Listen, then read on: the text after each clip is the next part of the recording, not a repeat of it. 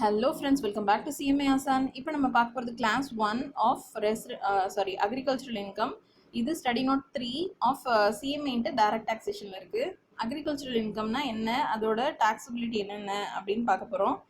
Agricultural இன்கம்ங்கிறது first section 2 subsection 1A சொல்லியிருக்காங்க. Any rent or revenue from land used for agricultural purpose. ஏதோ ஒரு வாடகையோ இல்லை ஒரு ரெவன்யூ இன்கமோ அந்த லேண்டுலேருந்து வரணும். அந்த லேண்டு அக்ரிகல்ச்சரல் பர்பஸ்க்காக யூஸ் பண்ணப்பட்டிருக்கணும், விவசாய உற்பத்திக்காக யூஸ் பண்ணப்பட்டிருக்கணும். அந்த ரெண்ட் கொடுக்குறாங்க இல்லையா, அது கேஷாகவோ கைண்டாவோ இருக்கலாம். இல்லை சில பேர் பணம் கொடுப்பாங்க, இல்லைன்னா சில பேர் நெல் உளுந்து இந்த மாதிரி என்ன போடுறாங்களோ அதே கொடுப்பாங்க. Assessing maybe the owner R Tenet. இப்போ நம்ம அசஸ் பண்ண போகிறோம் இல்லையா, அவர் ஓனராகவோ டெனண்ட்டாவோ இருக்கலாம். Any income from such land by agriculture, அந்த அக்ரிகல்ச்சர் யூஸ் பண்ணப்படுற லேண்ட்லேருந்து ஏதோ ஒரு இன்கமாக இருக்கலாம். அந்த income, any income from such land by performance by a cultivator or receiver of rent in kind. அது யார் ஆக்சுவலாக பண்ணுறாங்களோ அந்த விவசாயிக்கு அந்த இன்கம் வரலாம். இல்லை அந்த ரெண்ட்டை ரிசீவ் பண்ணுறாங்க இல்லையா, வேற யாரோ அதை வேலை பார்த்துட்டு இருக்காங்க, ஆனால் இவங்க வாடகை மாதிரி கொடுக்குறாங்க அப்படின்னா அந்த receiver of rent in kind இவங்களுக்கு அந்த இன்கம் வரலாம். ஓகேவா? Of any process to render the product fit to the market. இந்த மூலமாக வர்ற ப்ராடக்ட் இருக்கு இல்லையா, நெல், அதை மார்க்கெட்டில் விற்கிறதுக்கு தகுந்த மாதிரி ஏதாவது ஒரு ப்ராசஸ் பண்ணுறாங்கன்னா அதுவும் இந்த அக்ரிகல்ச்சரல் ஆக்டிவிட்டியில் சேர்ந்தது அப்படின்னு சொல்கிறாங்க. Any income by sale of cultivator or receiver of rent in kind in respect of which no process performed to make the product fit to the market. அதாவது இந்த கல்டிவேட்டரும் இந்த ரிசீவர் ஆஃப் ரெண்ட் இன் கைண்டும் இந்த இதெல்லாம் வேலையெல்லாம் பார்க்குறாங்க இல்லையா, ப்ராசஸ்லாம் பண்ணுறாங்க இல்லையா, அவங்க மார்க்கெட்டில் விற்கிறதுக்கு தகுந்த மாதிரி என்னென்ன ப்ராசஸ்லாம் பண்ண முடியுமோ அது மூலமாக பண்ணி அந்த ப்ராடக்டை சேல் பண்ணுறது மூலமாக வர இன்கம் இப்படியும் இருக்கலாம். அடுத்த tax point, the process must be for making the produce fit to the market. அவங்க பண்ணுற ப்ராசஸ் மார்க்கெட்டில் அந்த ப்ராடக்டை விற்க தகுந்தது மாதிரி மாத்திரதா இருக்கணும். Otherwise partly agricultural income, partly non agricultural income. இந்த ப்ராசஸ் பண்ணுறது இந்த மாதிரி விற்கிறது மாதிரி இருக்கணும். அப்படி இல்லை அந்த ப்ராசஸ் வேற ஏதோ ஒன்று லீட் பண்ணிட்டு கொண்டு போகுதுன்னு வச்சுக்கோங்களேன், அப்போ அது மூலமாக வர்ற income partly agricultural income, partly non agricultural income அப்படின்னு சொல்கிறாங்க. இப்போ ஃபார் எக்ஸாம்பிள் காட்டன்லாம் விளைவிக்கிறாங்கன்னு வச்சுக்கோங்க, இல்லை நெல் எடுத்துப்போம். நெல் இருக்குன்னா அதை அறுவடை பண்ணி ஒரு மூட்டையில் வச்சுருக்காங்க, ஆனால் அது ரொம்ப தூசி இதுமாக இருக்குது. அதை சுத்தப்படுத்துறதுக்கு ஒரு ப்ராசஸ் பண்ணுறாங்க. பண்ணிவிட்டு அதை மார்க்கெட்டில் போய் விற்கிறதுக்கு இந்த மாதிரி ஒரு வேலை பண்ணுறாங்க இல்லையா, இந்த வேலை அக்ரிகல்ச்சரல் ஆக்டிவிட்டி தான். ஏன்னா ஆக்சுவலாக அந்த ரா ப்ராடக்ட்டை அப்படியே கொண்டு போய் மார்க்கெட்டில் விற்க முடியாது, அதனால ஏதோ ஒரு ப்ராசஸ் பண்ணி விற்கிறாங்க. ஆனால் இந்த மாதிரி பண்ணுற ப்ராசஸ் ஆக்சுவலாக அதை வேற ஒரு ப்ராடக்டாக கன்வெர்ட் பண்ணுது. இப்போ ஃபார் எக்ஸாம்பிள் நெல்லை விற்காமல் அதை அரிசியாக மில்லில் கொடுத்து எடுத்துடுறாங்கன்னு வச்சுக்கோங்களேன். அப்போ நெல்லுங்கிறது இந்த அரிசிங்கிறது நெல்லோட வேற ஒரு கமாடிட்டி. இப்போ பண்ணுற ஆக்சுவலாக இந்த ப்ரொடியூசர் பண்ணாமல் இது வேற ஒரு கமாடிட்டிக்கு எடுத்துகிட்டு போகுதுன்னா அது மூலமாக வர்ற income agricultural income, partly agricultural income, partly non agricultural income அப்படின்னு சொல்கிறாங்க. Next income from building. அந்த நிலத்தோடய சேர்ந்து ஒரு பில்டிங் இருக்குது. அந்த building occupied by the cultivator or receiver of rent in kind. அதை ஆக்சுவலாக பண்ணுற அந்த விவசாயி அதை ஆக்குபை பண்ணியிருக்கலாம், தங்கியிருக்கலாம். இல்லைன்னா அது மூலமாக வாடகை வாங்குறாங்கல்ல, receiver of rent in kind, அவர் அங்கே தங்கியிருக்கலாம். The building immediate vicinity of land should be used for agricultural purpose. Land building பக்கத்துல இருக்கணும், அதுவும் அந்த பில்டிங்கும் அக்ரிகல்ச்சரல் பர்பஸ்க்கு யூஸ் பண்ணப்பட்டிருக்கணும். பில்டிங் அந்த டுவெல்லிங் ஹவுஸாக இருக்கலாம், ஸ்டோர் ஹவுஸாக இருக்கலாம், அவுட் பில்டிங்காக இருக்கலாம். ஓகே, அந்த பில்டிங் டுவெல்லிங் ஹவுஸாக இருக்கலாம். டுவெல்லிங் ஹவுஸ்னால் வசிப்பாங்க, அந்த இடத்துக்கு பேர் சொல்லுவாங்க. யார் அந்த இடத்துல வசிக்கிறாங்களோ வசிப்பு மனை அப்படின்னு சொல்கிறாங்க. ஸ்டோர் ஹவுஸாக இருக்கலாம். இப்போ இந்த மாதிரி ப்ரொடியூஸ்லாம் செய்கிறாங்க இல்லையா, நெல் அரிசியெல்லாம், அதை அங்கே ஸ்டோர் பண்ணி வைக்கக்கூடிய குடோன் மாதிரி இருக்கலாம். அவுட் பில்டிங், சில நிலத்து பக்கத்துலேயே ஒரு ஷெட்டு மாதிரி போட்டு வச்சுருப்பாங்க, அங்கே மோட்ரு வச்சுருக்கலாம். இல்லை இந்த நிலத்துக்கு சம்மந்தமான பொருட்கள் ஏதாவது வச்சுருக்கலாம். அதை ஃபார்முக்காக யூஸ் பண்ணுறதுக்காக ஒரு பில்டிங் மாதிரி ஷெட்டு மாதிரி போட்டு வச்சுருப்பாங்க, அது அவுட் பில்டிங். இந்த மாதிரி ஏதாவது ஒரு பர்பஸாக இருக்கலாம் அந்த பில்டிங். லேண்ட் ரூரல் ஏரியாவில் இருக்கலாம், அர்பன் ஏரியாவில் இருக்கலாம், அசஸ்டு டு லேண்ட் ரெவன்யூ ஒரு லோக்கல் ரேட்ஸு. ரூரல் ஏரியாவில் இருக்கலாம் அல்லது அர்பன் ஏரியா, அந்த அர்பன் ஏரியாவில் இருக்கிற லேண்டு லோக்கல் ரேட்ஸுக்கு தகுந்த மாதிரி கணக்கிடப்பட்டிருக்கணும். இந்த மாதிரியெல்லாம் ஒரு பில்டிங் இருக்கு, அது மூலமா வருமானம் வந்துச்சுன்னா அதுவும் அக்ரிகல்ச்சரல் இன்கம் தான். ஓகே, டாக்ஸ் பாயிண்ட் பாருங்க. டாக்ஸ் பாயிண்ட்னு சொன்னாலே என்ன அர்த்தம்? டாக்ஸ் பாயிண்ட் ஹவவர் இந்த மாதிரிலாம் வந்துச்சுன்னா எக்ஸப்ஷன் அப்படின்னு அர்த்தம். என்ன சொல்ல வராங்க? However the land or building if used for non-agricultural purpose then it is not agricultural income. இந்த மாதிரி பர்பஸ்லாம் இல்லாமல் வேற ஏதோ அது ஒன்று ஒரு பர்பஸ்க்காக யூஸ் பண்ணுறாங்கன்னா அது அக்ரிகல்ச்சரல் இன்கம் கிடையாது. Income from let out of storing crop is not agricultural income. இந்த மாதிரி இப்போ நம்ம நிலத்துல யூஸ் பண்ணுறோம், நம்ம நிலத்துல விளையிற பொருளை வந்து ஸ்டோர் பண்ணி வைக்கிறோம்.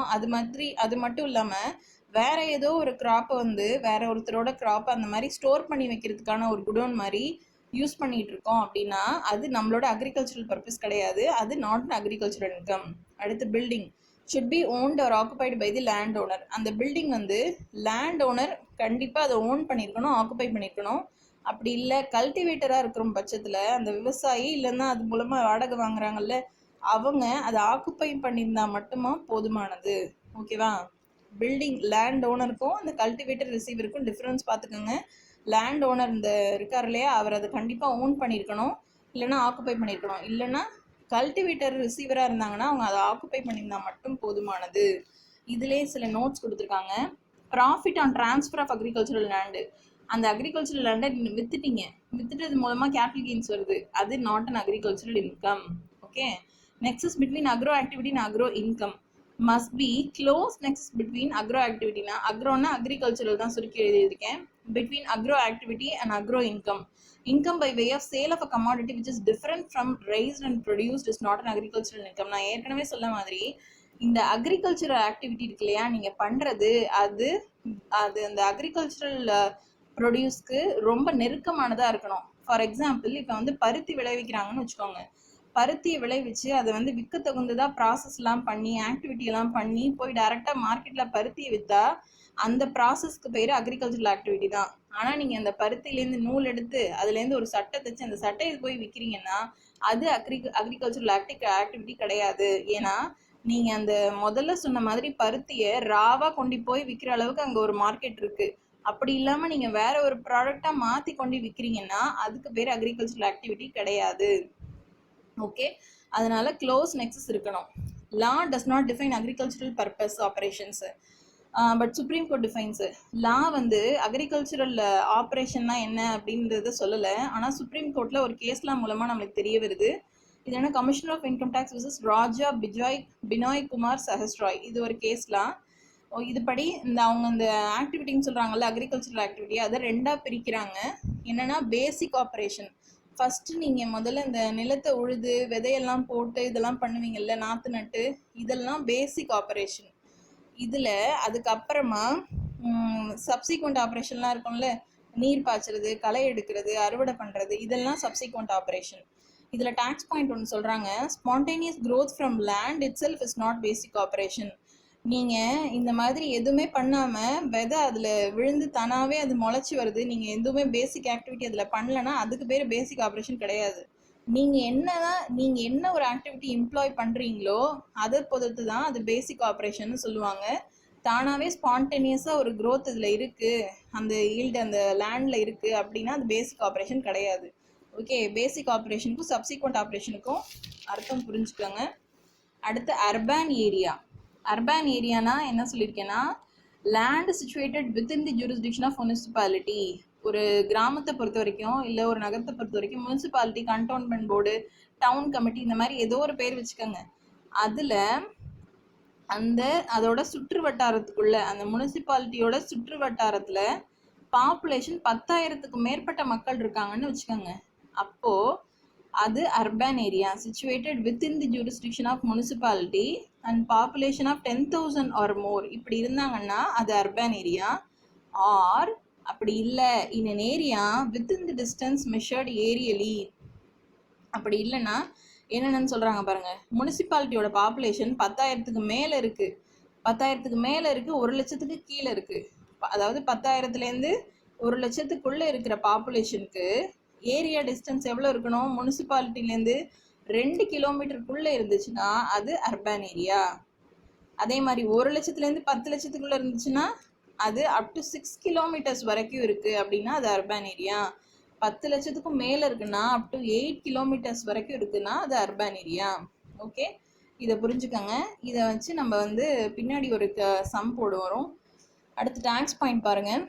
ஆக்டிவிட்டி மியர் பேசிக் ஆப்ரேஷனாக அது அக்ரிகல்ச்சரல் ஆக்டிவிட்டி தான். ஏன்னா நம்மளுக்கு நல்லா தெரியும் மியர் பேசிக் ஆப்ரேஷன் அந்த மாதிரி ஃபஸ்ட்டு நான் சொன்னேன் இல்லையா, நிலத்தை உழுறது, விதை போடுறது, நாற்று நடுறது, இந்த மாதிரி என்னெல்லாம் பேசிக் ஆக்டிவிட்டி பண்ண முடியுமோ அது எல்லாமே அக்ரிகல்ச்சரல் ஆக்டிவிட்டி தான். அந்த ஆக்டிவிட்டி பண்ணுறது மூலமாக வர இன்கமும் அக்ரிகல்ச்சரல் இன்கம் தான்.